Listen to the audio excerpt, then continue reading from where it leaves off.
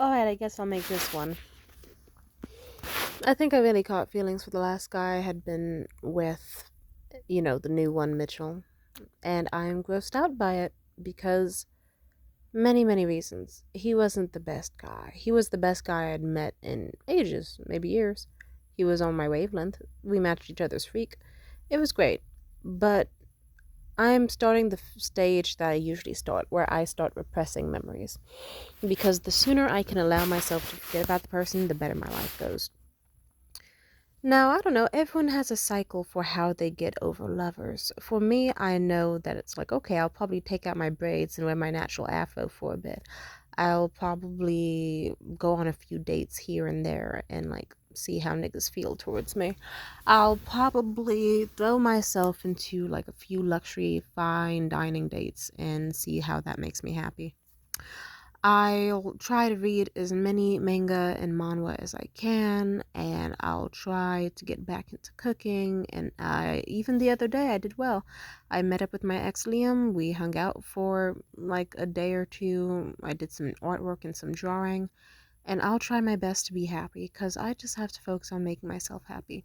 Something I used to do is that I used to order a nice piece of jewelry in the mail every single time I went through a really awful breakup. So that then, and I'd make sure it comes from somewhere super far away, like India or China. And then by the time it arrives, it would be at my doorstep. And either what happens is it would be either a few months to a few weeks, and then I could open up the box and be like, oh, I forgot all about this. And it would either be like a prize, like, congratulations, you got over that guy who you thought you'd never get over because time passed and now you have a beautiful ring to congratulate yourself over it. Or it'd be like, hey, girl, even if you're not over him, guess what? You have a piece of jewelry to congratulate, say, to like, mark that time has passed. And more time will pass in the blink of an eye and you'll forget all about him. And one day he will just be in the back of your mind, not lingering whatsoever. I've done that ever since I was almost a decade. And boy, am I happy. I don't know. And I guess I'm figuring out how I feel. I'm kind of torn between, do I want to do something bad his direction or do I want to do something good? I don't think me and him are going to talk again. We had a phone call today. It was ironic because I kind of thought to myself, I can end things with him because I don't know how he feels towards me. And I guess he also was feeling the same way. He, like, even despite us being semi back on good terms, mostly good enough where we were just texting every now and then, he still felt uncomfortable. Like, still couldn't eat, still couldn't sleep. So we called today. I'll make it quick. It did not go well. It almost did, but he's not the most emotionally mature man. He's not the man I wish he was or thought he was. And life will go on. I'm just in the grieving stage. I guess I should get out the house. It's 6 on a Friday. I could stay inside and be miserable as fuck and irritable, and that wouldn't be any fun. Like, what am I gonna do? I'm gonna stay inside all day and just be in the fetal position, sad as fuck, thinking, oh man, I wish I could have Mitchell's tongue on my pussy again. I barely even remember sex with him anymore, and I'm not even, like, I'm attracted to him, but it's dwindling, let me tell you. He makes it easy these days. And to sum it up, he either really likes me, but is afraid to try with me because he's stubborn as a fucking mule, or he doesn't like me at all, but wants to be seen as a good person because he's also afraid of me. Either or doesn't matter. What matters is I'm not happy with that either way. I don't like the type of guy who's going to hide from his emotions. I don't like the type of guy who hides what he's feeling. And I'm noticing that as a consistency between him is that he will feel things, good or bad, and he will hide them because he doesn't want to, like, I don't know, risk embarrassment. He has an ego thing. So he's just like, he is a gaslighter and a liar because he's afraid of admitting things that would paint him in a bad light. And he's just a bad fucking person. But he was good to me for a week, and I appreciate that, but I don't know. I almost got to the stage where I could look at our photos again happily, and videos of us happily. I almost did. I got very close. Doesn't change the fact that it's not quite possible. It's not so easy, because There's layers to it. I don't know. He might have the social media, he might not. Let's just say things got hectic and I kind of blew up at him and I just told him a lot of things, but I told him if you truly give a fuck about me and you ever have, block me and never speak to me again because I don't want you to plague my mind any further. And that would be a smart thing for him to do. But I don't know. There's probably some alternate reality where he would have messaged me further and said some more shit to break my heart, and I probably would have acted out. Or maybe there is some alternate reality where he would have said everything I wanted, but we still would have probably failed as a couple because he's not a mature man and I'm not always the most mature myself, as much as I like to think I am. And then what if, yeah, now we're in the timeline and where instead of those things happening, I don't know. I sent some messages. One of them happened to have my social media, and he didn't respond to a single one. But I did try to call him, I guess just to see what happened. And, went to voicemail each time. So I'll assume he blocked me. I don't know, I don't know how to feel. I'm very annoyed at all of this because of, I don't know. I wish we were able to have a phone call where he was able to put his put his emotions on the forefront and his ego aside, but he's not able to do that, and that's why the conversation went so bad today. I forget what happened specifically, but he said, I'll put it this way, he's stubborn as a fucking mule, because I'm the type where I kind of realized, okay, he's not gonna say it, but I get the feeling I know what he's feeling and thinking, and I know you're like, to me that's delusional. Not really, I'll put it this way. A man who has no interest in me wouldn't have been on a phone call falling asleep with me for like 8 hours straight, and then it woke me up just to keep talking to me more, refusing to sleep even when it was like 8 a.m. I'm just saying, if a man truly was despite, like, I don't know, he said a reason he was afraid of all this shit was because he didn't think a relationship could work out long term. And he's got a lot of anxiety issues, and I'm trying not to be a menace because I know it would just prove his point. But is he trying not to be a menace? I'll at least give him credit that he at least tried the friendship route, even though I was going to cut him off because I just thought to myself, I don't want this because it's not truly real friendship, because there's a like a underlaying like romantic undertone, but also like a sense that he didn't want it. Like, I don't know how to explain it, but it was like a multi-level issue of, he was a guy who is sort of a friend, but we can't be truly friends because he has romantic feelings towards me, but he also doesn't want to address that he has romantic feelings towards me, and that's a lot of mess. I don't fuck with that. And I didn't want to be the first to admit it, but neither did he, and I admitted it first, and he got, let's just say it doesn't feel good hearing a guy dismiss what happened between us so much. And he was doing that thing again, that thing of just acting like it wasn't shit and being inconsistent, like saying one thing then doing another, like if it really didn't mean shit to, I don't know.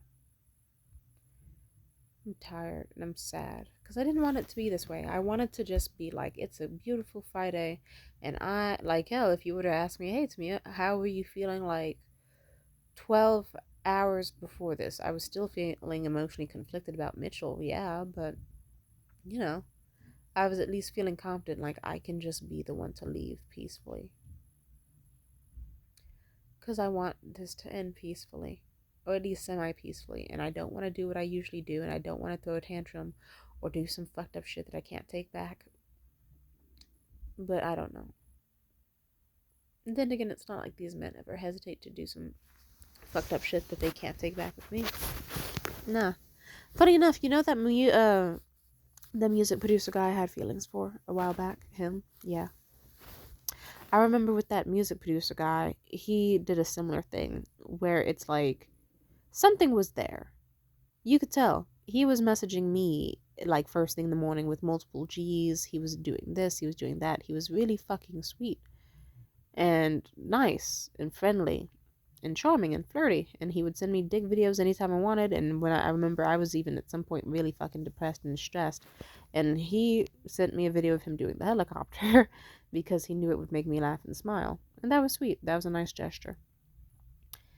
And then I remember the specific moment the music producer threw a tantrum was, I guess, a moment where he thought, fuck, she doesn't see me that way. And I don't know. Then he got weird and shit got very weird in a week. And then next thing you know, I contacted his family and then shit hit the fan more. And yeah, now we are blocked. And yeah. But then again, it's not like he was ever going to be emotionally mature enough to admit, hi, I have feelings for you. And I don't know how to navigate them since I'm supposed to be focusing. Like, I don't know. I'm a big girl, and it annoys me that I keep meeting men who are older than me or as old as me who, like, Jesus fucking Christ, why don't people use their words? It's like high school, but then it's worse because these people are fucking old. It's like you're fucking damn near 30. Like, you should be able to say, hi, I'm sorry, I have feelings for you and I'm scared of them. And sometimes that's all you need to do to start. I have feelings and I'm scared of them. But niggas don't do that. They lash out, they project, they gaslight, they feel weird, and they try to fuck me over. And now I'm just feeling weird and lightheaded, and I don't know what I want. I despise men at the moment, but, you know, it's like I don't want to think about men, but at the same time, if I try to lay down just to recoup my energy, then what makes me feel comfortable again? Thinking about Mitchell. But, you know, it also makes me immensely feel disgusted and ill and fucking terrible thinking about Mitchell. And I just don't feel good. I hate this. No, sorry. I'm having a bit of an episode. I feel like if I wanted to sever the tie with him, like if I wanted to fully cut him off, it would kind of do something to me similar to if I decided to take a saw and hack off my own arm. It would hurt me. And I don't know. I don't know what I want. And I'm confused and I'm feeling emotionally volatile, but I don't know. Let's just say I'm very tired of dealing with people who like me, and then no matter how good it's going, they're afraid. Because what the fuck is there to be afraid of? And that's coming from me. Like, if you know me, sure. Yeah, there's plenty to be afraid of. But if you don't, like, if we're seeing each other endlessly and everything's going good, and you know it, like, if you're able to sleep around me and you haven't been able to sleep around anyone in your fucking life, because your nervous system is that goddamn at peace around me. If you are able to spend 5 days in a row of mainly just talking with me, and you feel on top of the world, that's a sign. But hey, maybe he didn't. Maybe he just felt a normal amount of good. But even then, he told me shit he allegedly hadn't to other people. But even then, I guess it didn't mean fucking shit to him. I'm tired of fucking everything. I think I'm gonna do something bad tonight. Because even if it hurts Mitchell, it'll make me feel good. And even if it does make me feel good, it's at least something that's better than slitting my fucking wrists open. Or deciding to finally fucking take myself out. I'm tired of waiting for good. I'm tired of everything. It makes me so sick, and I'm tired. I know what I have to do, and I know how I'm gonna do it. And I should just rip off the band-aid and do it, because worst case scenario, his family gives a fuck. And worst case scenario, they don't. Not my first rodeo. But I just... I don't know. Let's just say I'm mentally ill. And I keep thinking that other people are the remedy when they're actually the poison. But so is isolation. Isolation is terrible. That's another reason I fall into romantic relationships. It's an easier form of a friendship, quicker to access, easier to control, higher payoff.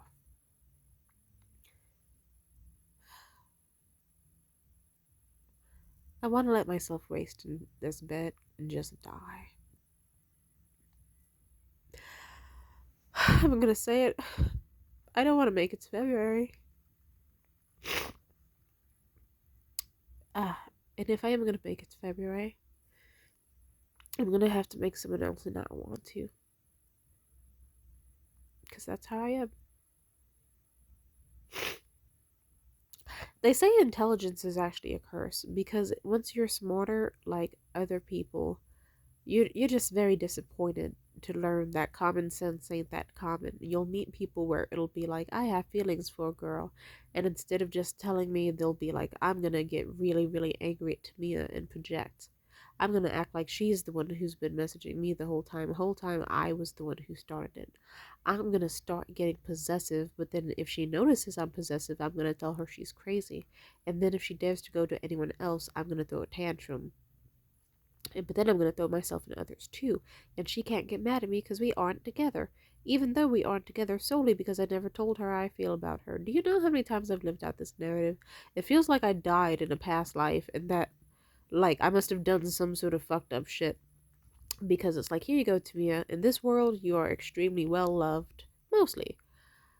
You're seen as strikingly beautiful and funny and charismatic and great. And everything's wonderful. And you know what? For the life of you, people are terrified to get close to you, terrified to be honest and real and true. And even if they do get close to you, one way or another, they'll grow to resent you. And they'll get sick of you. And they'll get tired of you. How are you supposed to not want to die in this lifetime when the world's this way? How are you supposed to live? I guess you just live for yourself. Alright. And I guess I'm asking myself, what would I like to make life worth living? Because I know at some point before Mitchell contacted me, and I was going to cut him off first before he decided to call me and whatever, and how bad that went, I thought to myself, I don't need Mitchell. I can just make a bunch of Pinterest goals for Valentine's Day that I can do with anybody else, and I'll read my books for the day, and I will relax. I'll take care of some of the mess in my room. I will take a nice shower, do my skincare, maybe even take my braids out, because you know what? My braids are getting really fucked up and frizzy. And I thought to myself, I will aim to make myself happy. So I guess I owe it to myself to do something nice. I want to get myself a nice piece of jewelry, even nicer than the shit he got me on Christmas Eve. I want to get dolled up and go out somewhere nice to eat. And frankly, I don't care who's going to be sitting in front of me because, frankly put, someone said it like this: dates are just a chance to meet someone new.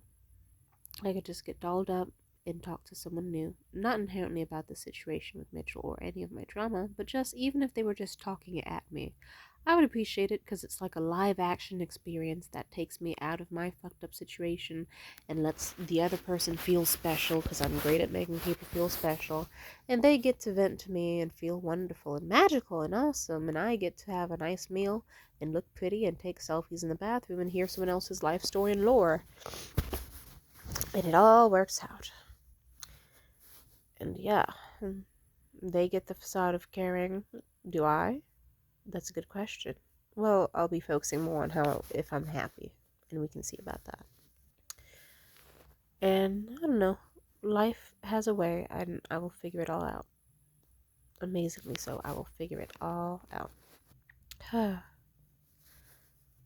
And I could take care of my succulents. I remember I told myself at some point years ago I got a bunch of succulents since I thought nurturing a plant is better if you can't nurture yourself and you can't nurture a man, nurture a plant.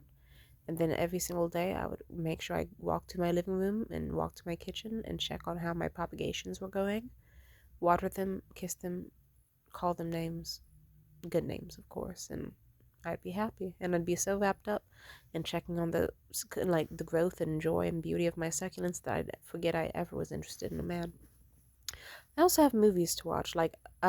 During a breakup, I watched the movie The Love Witch, and that was a great movie.